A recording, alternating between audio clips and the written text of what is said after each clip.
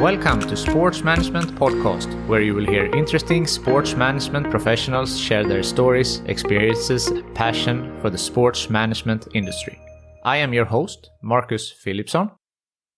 Welcome to a new episode of Sports Management Podcast, and this one is the last one of 2022. And it's a good one.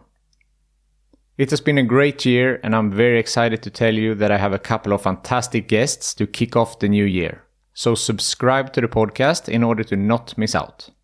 Now, today's guest is Elsa Diaz. She's a professional golfer managed by her sister and previous sports management podcast guest Sara Diaz. This episode will focus on sports management from the eyes of a professional golf player. Get ready to learn. How is the cooperation between Elsa and her coach, manager, sponsors, and other partners?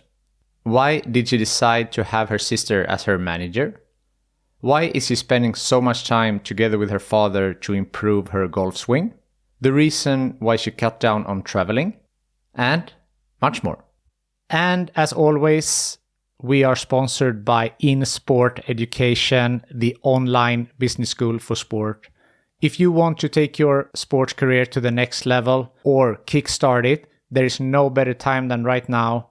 Give yourself or someone you care about a present in the form of education. With the code Sports Management Podcast 10, you get 10% off all of their courses and programs. So head over to their website right now. The link is in the show notes. Elsa Diaz, welcome to Sports Management Podcast. Hello, thank you for having me. How are you doing? I am doing well. We are winding down a little bit on the off season, which, as everybody in the sports world know, you're kind of winding down on the tournaments, but then you're kind of starting to, kind of get back into the off season training. So I think mentally sometimes we think we're kind of getting a little bit of a break, but this is the time where we kind of step it up a little bit. Yes. So for those who might not know, you are a professional golfer. So first of all, why did you start playing golf, and what does it take to be a professional golf player? Well, I started playing golf when I was 9 years old, and I remember that golf really wasn't a sport that I immediately loved. The real reason why we started playing was because my dad put me and my siblings in the First Tee Golf program. And this program is a wonderful program that teaches life skills through the game of golf. So it's not very much that it's all about golf. It's more about learning all these life skills. But because golf and life kind of go hand in hand in what, perseverance, responsibility, and etiquette, and the social aspect of it, it's such a great program to learn a lot of life things through golf. So that's where I started. And I remember that at that time, I was kind of already looking at what sports and what activities I like doing and why. So I remember I really liked to be in theater, and I really liked that individual aspect of it, but I really liked sports. And I remember, I played basketball and volleyball, and I ran. And when I started playing more golf, I started realizing how intense the sport can actually be, even though it's so slow paced. And it really started challenging me, to the point that I started really liking that part of the sport. And then I started, playing in tournaments, and you start seeing yourself succeed a little bit more. So you start kind of getting more involved with the tournament, with the sport. And then when I was around 15 or 16, I went to the First Tee Pebble Beach Open, which is now called the Pure Insurance. And that was what I believe kind of my great accomplishment. Like the first time that I really tried something and I failed, and I tried and I finally qualified. And when I went to Pebble Beach, you get to play with champion tour players, which are players that used to play on the PGA, and now they're older than 50. So they enter the Champions Tour, and you get to play with these guys, and they treat you like a professional golfer at that age, 15 or 16. And I just remember thinking, oh, this is it. Like, I remember being at Pebble Beach, and it just clicked in my mind that I was like, this is what I'm meant to be. It fits the individualistic and the performing in front of people of theater, but it also fits like the sports and the athletic part that I really enjoyed about all the other sports that I like to play. And ever since then, I've been going and trying to answer your other question. I've been trying to, you go kind of up in levels. So you start on the mini tour, you have to, play, and in the mini tours, you can play well enough throughout the year where you rack up enough points to hopefully have your LPGA tour card at the end. There's multiple ways of doing it. That's just the most simplistic way of doing it. There's the Q school route where you can try to go to Q school, which is actually just a tournament, 3 stages. And at the end, if you end up at the top, you get your LPGA tour card, or you can try to do LPGA Monday qualifiers, which is kind of what I've been doing recently. And when you turned pro, I know that you had your sister, Sara Diaz, as your manager. And she has also been a previous guest on this podcast. Yes, yes. She was the one who introduced us. Yes, she was my manager, or she is my manager technically. When I turned pro, I always thought that nobody knows me better than my sister. And I knew that she was going to be, she was going to be very fair with everything that I needed to do. If I told her, hey, we need to speed up, she'd speed up. And I said, if we need to slow down, we can slow down. But nobody knows me better than my sister and my brother. So it just made sense to have her by my side. I understand that. But can it not be also a challenge that, for example, if you need some tough love or... Not really. I think what works between my sister and I is that we think different. And I think that while we were trying to figure out the sponsorships and what paths to take and what to do, I think that for me, when I'm seeking advice, I'm always seeking for somebody to give me the opposite of what I'm already thinking, to see if, hey, am I right in this, or are you wrong? And I think Sara is a very approachable person, and she was very easy to just pick up the phone and be like, sister, I can't figure this out. What am I trying to do? And I think Sarah's always been on board with whatever I decide. So if I tell her, hey, I think I'm not going to play next couple weeks, she'll be like, okay, rest, and if I say, hey, I want to play, but I'm not sure, she's like, go ahead, so she's an extremely supportive sister. I think it helps too that she's the older one. She's very understanding. So we never really ran into anything. Again, I think because she's known, we've known each other forever since, obviously since we're both part of the same family. So it became very easy. And I think to me, when it came to having those difficult conversations, it's just so much easier to have them with your sister. And if we ever need anybody, we just bring in a parent or something. They come into medal in between. Yeah.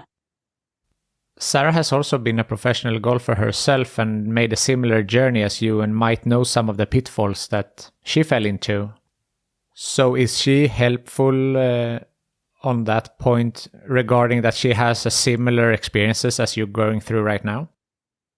Yeah, well, my sister never actually turned pro, but she played in college golf, and she obviously worked for the PGA Tour before. So I think her seeing it from inside of the PGA Tour, and also, like you say, her playing college golf and us being coached by my father, it was very easy. It's just, she's hit a couple walls and she understands, and she's had a lot of successes, and she's told me what works for her. And now that she doesn't play at such a high competitive level, she can also tell me when sometimes I'm kind of looking at it a little bit too deeply, if that makes sense. She can give me an outsider's perspective too, which helps a lot. I understand that.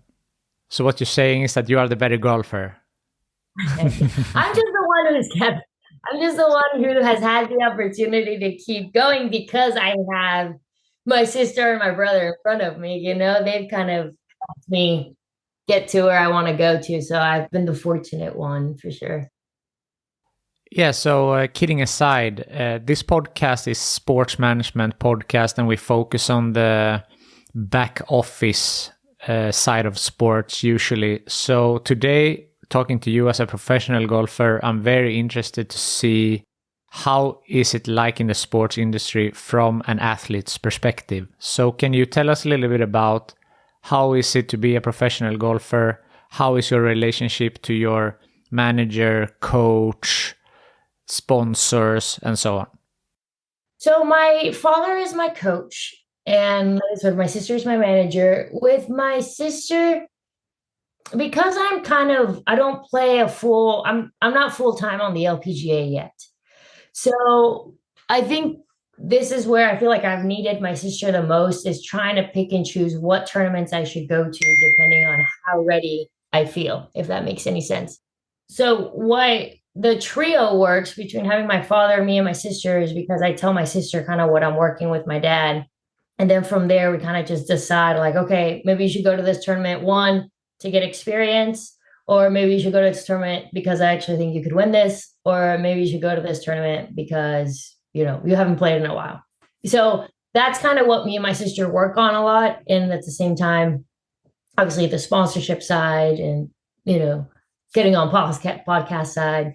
And what I've done with my dad is that we work on my golf swing quite a bit.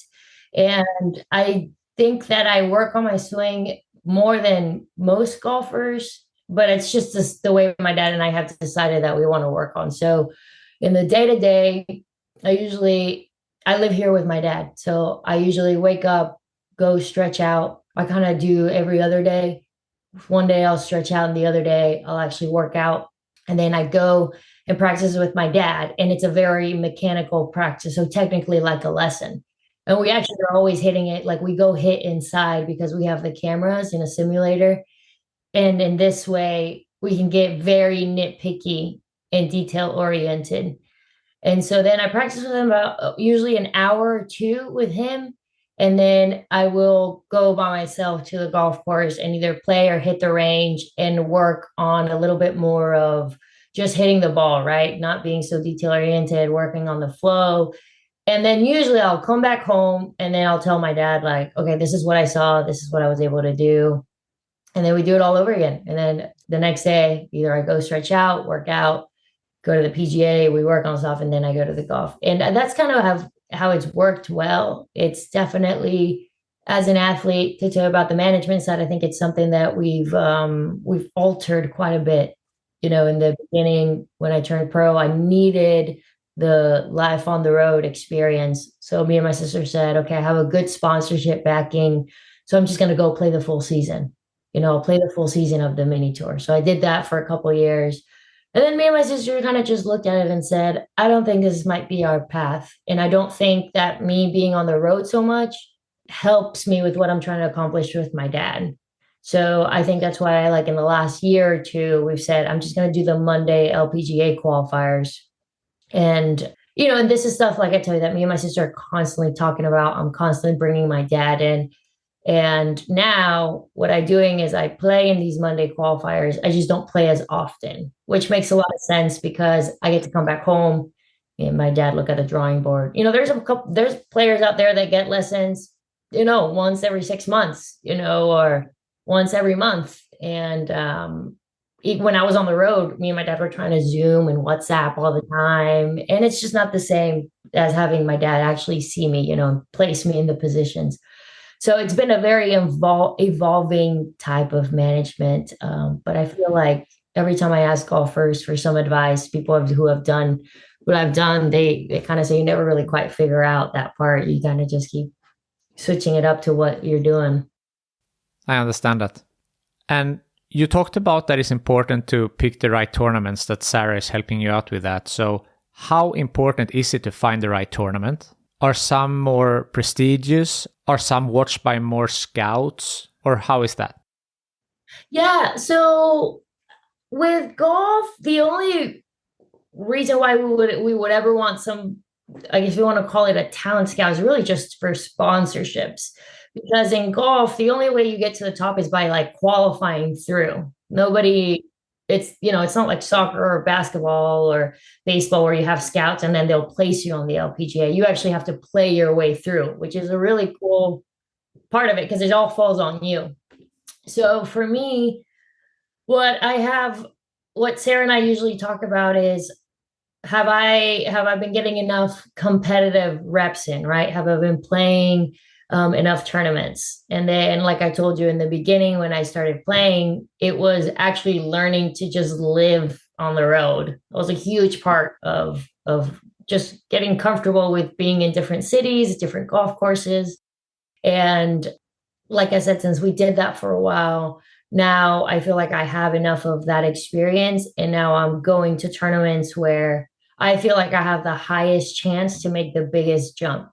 So now I go to the LPGA Monday qualifiers, 50 girls play, and the top two get a spot on the LPGA for that week. Which I don't know if I'm making myself clear, but which is a huge deal for me because if you go to the mini tour, you have to play on the mini tour, have to play on the mini tour over like a whole season to even try to kind of jump. But if you do play a whole mini tour season, you get a full year to play on the LPGA. Mine is just for that 1 week. But for me, I have played in an LPGA tournament, and because I got a little bit of TV time, and it was really close to the city where I went to school at Richmond, Virginia. I played in Williamsburg, Virginia. I got a lot of people to come watch me, and that was a great tournament to put on my playing resume. Like again, for sponsorships, because at the end of the day, you really can't do it without sponsorships. You need a lot of financial backing to even try to go on the road for a couple of weeks. When I spoke to Sara, she said that you are very marketable and you are easy to promote. So do you know if it has been difficult for her to bring in sponsors, or has it been pretty easy? Yeah, it's been, I think Sara obviously has done a great job. The first sponsor that I had, we had them for 3 years, and they were a phenomenal sponsor. They backed me up. They were my sole sponsor, which means I didn't have any other sponsor other than them.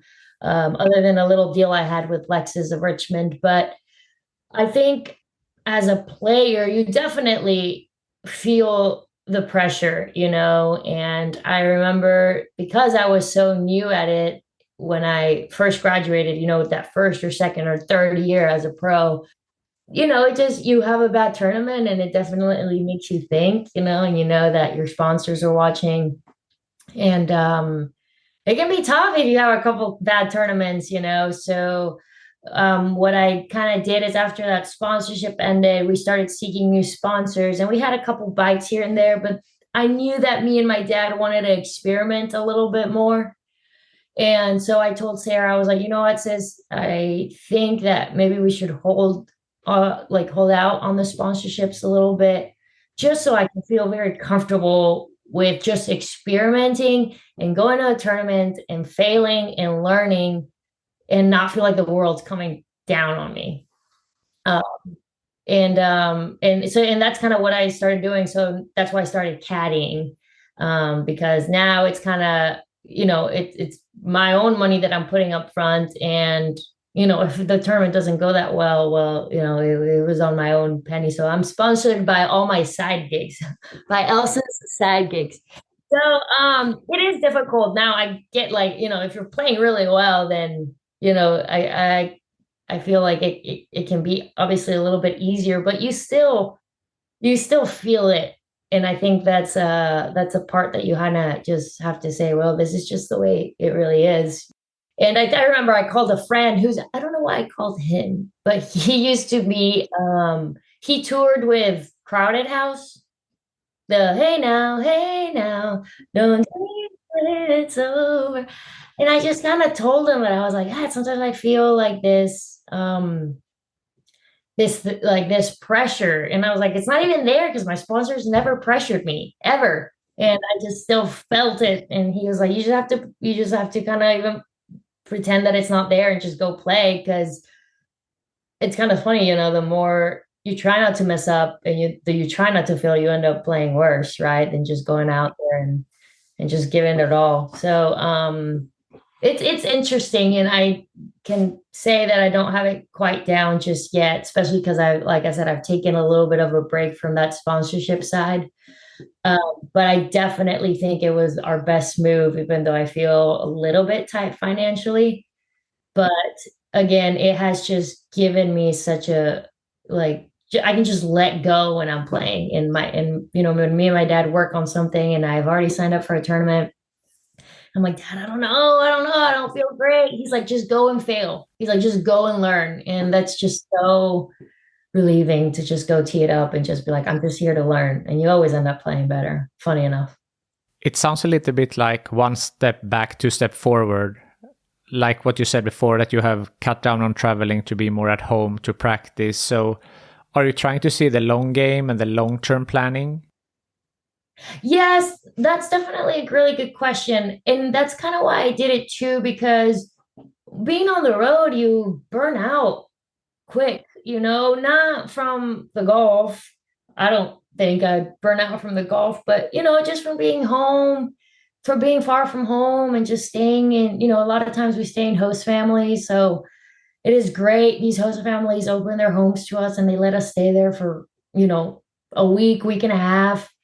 But you do suddenly feel like, you like example, you'll come home and you don't have any friends here. All your friends are out on the road, and you come home and like you're like, I see my parents older when I come, and I think that sometimes when you're on the mini tour, you're scratching your head like, God, I'm doing so much of this traveling and I'm not even on the top tour yet.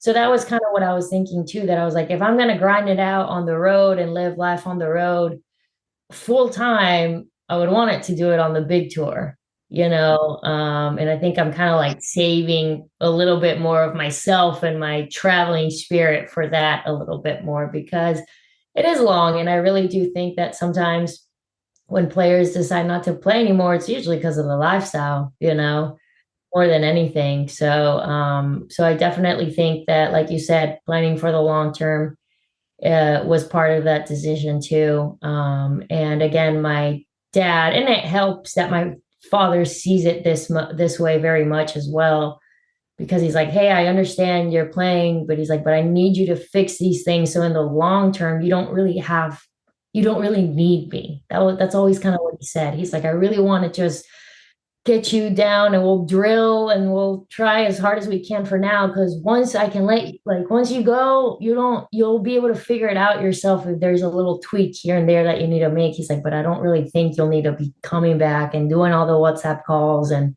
all that. So definitely on the long-term path here. Well, that requires a lot of patience. Yeah. You said your father is a coach. So what is his background in golf? So my father is a chiropractor, and he had patients that would complain about their neck and their back, and a lot of them were golfers. And my dad hadn't played golf before, and he just kind of started thinking like, why are these golfers getting hurt? So he kind of started to go and play and started to try to figure out, what was it about the golf swing that was hurting these people? And he soon found out, because it doesn't take that many golf swings to start getting hurt. So my dad really started thinking like, it'd be cool to kind of just be able to develop a game or develop a golf swing where people don't get hurt and they can just enjoy the game. And at the same time, be kind of good at it without having to, sacrifice your body. Because I think there's some great golfers, let's say Tiger Woods, including Tiger Woods, you blow out your knee, you blow out your back. And that was kind of like my dad's first curiosity with the golf swing. So he started really getting into the biomechanics of it, and his background in chiropractic really helped him. And once he started investigating a little bit more, there's been two golfers who have said, Tiger Woods said, there's only two golfers that own the golf swing, and that's Ben Hogan and Mo Norman. Mo Norman is known to be one of the straightest shooters and best players of the golf with the golf swing. And he always said, if you're hurting yourself, you're overusing a part. So my dad said, clearly we're overusing the neck and the back, wrist, knees, whatever goes when we play. So he started kind of trying to, I guess in a sense, figure out this golf swing. And if Mo Norman and Ben Hogan were able to do it, then, why couldn't my dad? So he started trying to figure it out, and he started teaching us. And he really just wanted to teach us golf so we would be able to play, just so we could use it for business. But once he started teaching me, I realized that I could play at a really pretty high competitive level with very little experience. I could keep up.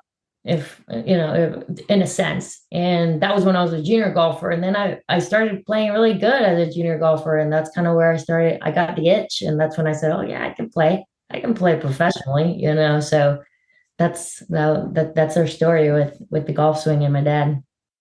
That's very interesting. And also what you said that you started playing when you were 9. In my mind, that feels a bit late to start playing. Yeah, it's pretty late.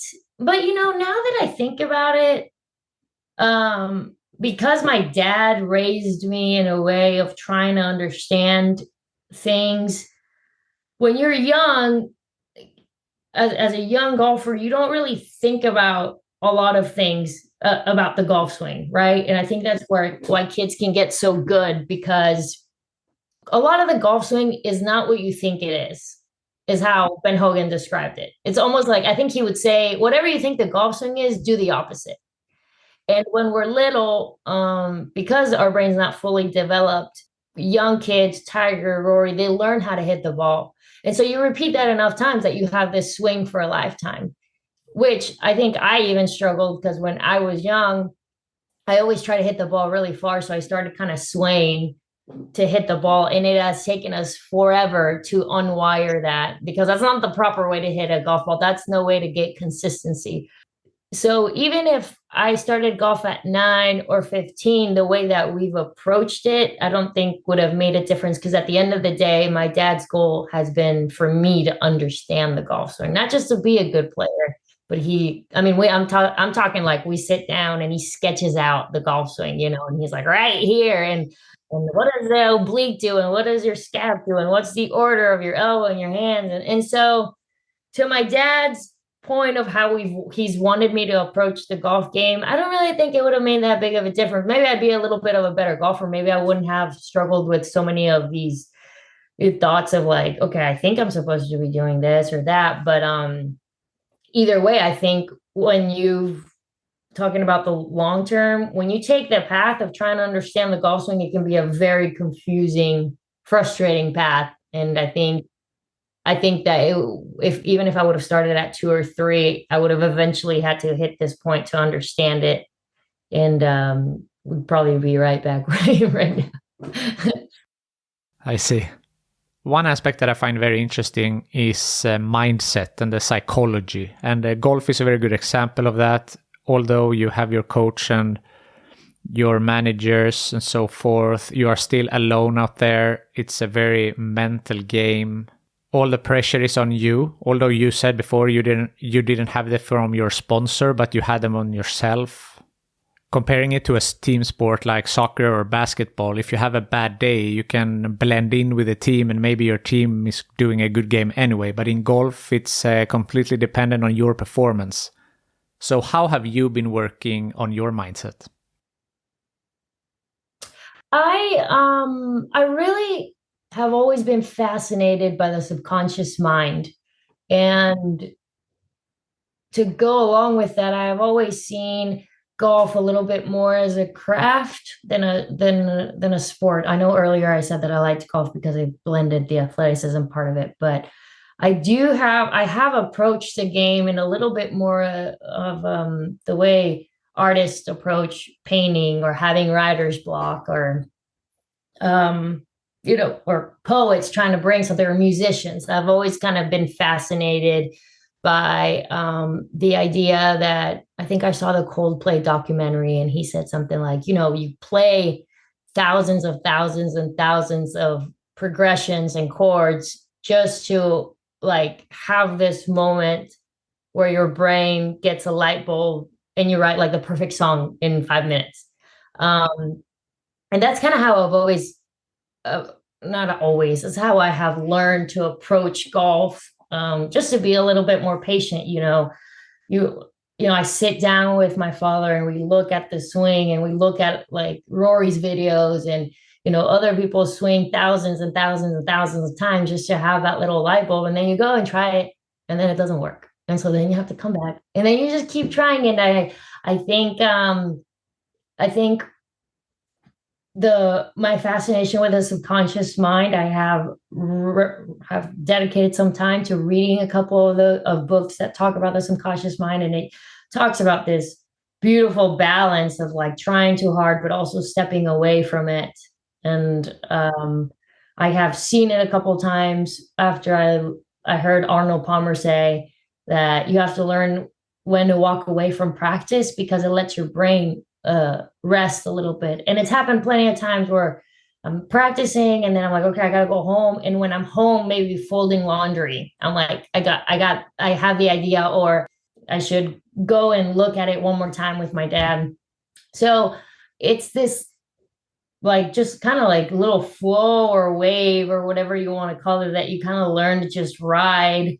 I think for the sake of just staying sane, like for the sake of just not putting so much pressure on yourself and trying to just enjoy it a little bit more, if that makes sense. So I've dedicated a lot of time, like I said, into reading about the subconscious mind. I did go to a sports psychologist when I was younger, but I didn't like his approach. And I think that I tried his approach for about a year, and it took me like 3 years to kind of like, I like the other way. I like the other way I was doing it. So I just decided I was going to take matters in my hands, and that's why I started kind of like doing a little bit more of this reading. And my favorite book is called, what's it called? The Big Magic.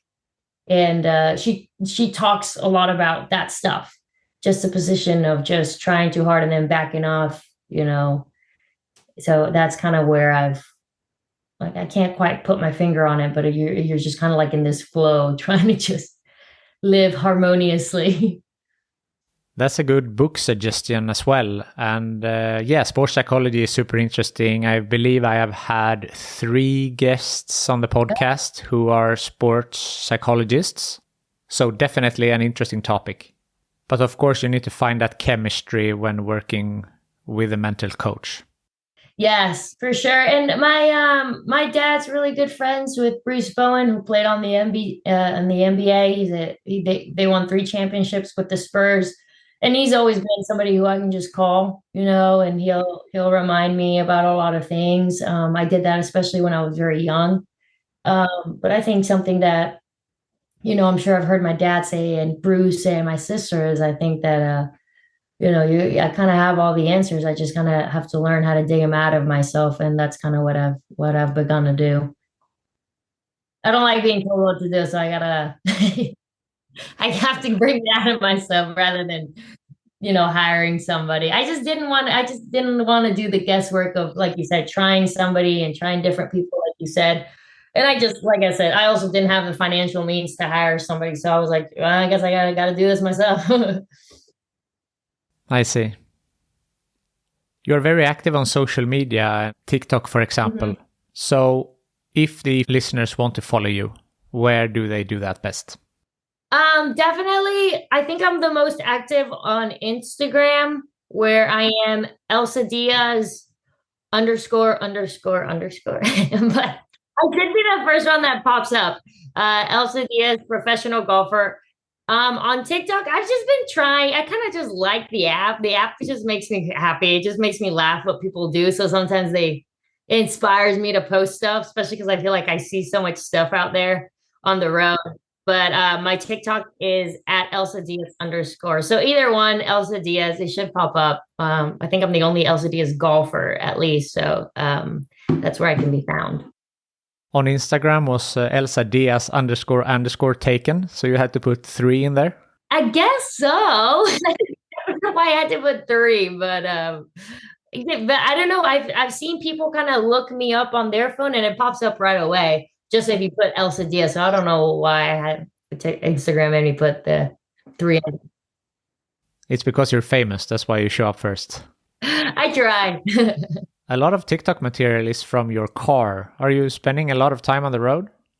Yes. I don't know what it is about the car that it reminds me. I think I spend a lot of time in my car because I drive to all my tournaments. But I swear, on the road, you just hear you don't even have to be doing anything. You just keep your ears open and you'll hear everything. And that's been a really cool part of professional golf. Just getting a chance to see a little bit of little small towns and big towns and how people are.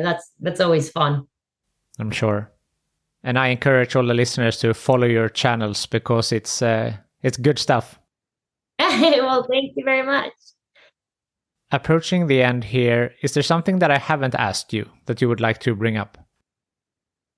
In sportsman? No, I don't think so. I think what I was trying to say earlier that you gotta, I've always thought that when I learned to give myself a little bit of wiggle room with every decision, I think it's what always turns out the best, when I decided to go to a tournament, you always on the road, you always know something is gonna expect the unexpected kind of thing, and I think I've learned to just be like, okay, I'm gonna go to a tournament and I'm gonna take this flight and get there and this, but you already know things are gonna change. And I think like everything, you gotta just be able to be super flexible with everything. That's what I've learned. And I think with anybody who's trying to do anything, that's what I would always advise. Give yourself a little bit of wiggle room with every decision. That's good advice. Well, thank you. The last question I ask everyone is, if you can choose the next guest on this podcast, who do you want me to talk to? Ooh. And you cannot choose Sara because she has already been on the podcast. I don't know, but you could have Bruce. I think I've learned a lot from him. He's coaching now. He's coaching at his son's high school. But like I said, I've learned a lot from him, just from being my father's really good friend to him being an NBA champ. It's so cool to learn. And he was the reason why I learned the lesson of just, hey, you're here right now and you have to be happy where you're at. And it doesn't mean you're not still working towards your goal, but you have to accept where you are right now and give it all you got for now. You can't just sit around and be mad that you're not where you want to be. Yes. I would be honored to have Bruce on the podcast. Well, I'll mention it to him. Thank you. I appreciate that. Yeah, of course. Elsa Diaz, thank you so much for taking the time to be on the Sports Management Podcast. Thank you. Thank you for listening to the Sports Management Podcast.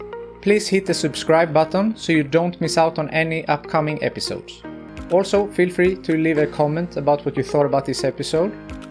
If you want to get in contact with me, send an email to sportsmpodcast@gmail.com or hit me up on Facebook, Twitter, or Instagram @sportsmpodcast.